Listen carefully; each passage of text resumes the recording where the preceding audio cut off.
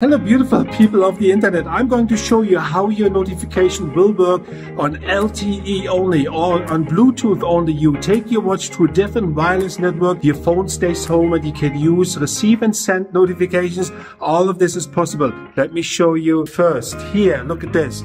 It's really coming down. It's snowing. So what have I got here? I have the Galaxy Z Flip 3 on the left hand side, Galaxy Watch 4 LTE only. My iPhone, this iPhone has a different number than the watch and the Z Flip altogether. So same number, different number. Let's check this out. I'm going to be as efficient as possible, as always. Test double. See, come in here, comes in here. Okay, let me just send something back. Oops. Random emoji. Coming in here. One more time, one more time.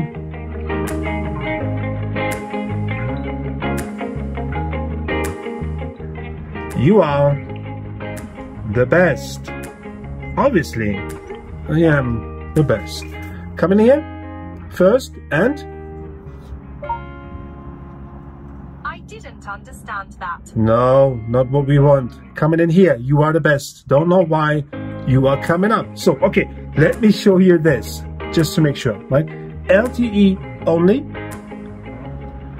connections, Bluetooth off, Wi-Fi off.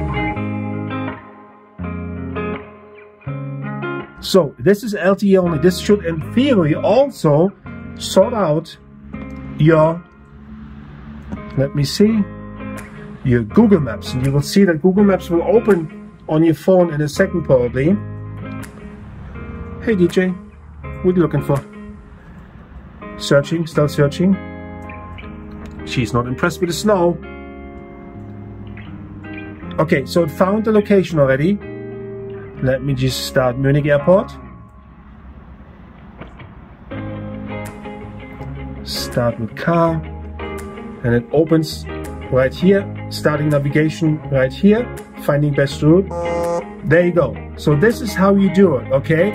I'm going to show you the settings right now. This is, again, this is LTE only. This will fix a whole couple of things here. Sending notifications, or sending text and receiving text. It also works with WhatsApp. I've tested this earlier. It works with WhatsApp. It just sometimes takes a bit longer, right, to come in. This is a very hands-on video today. So you go into your wearable app, and I'm now connected. Both devices are now connected, just to show you this.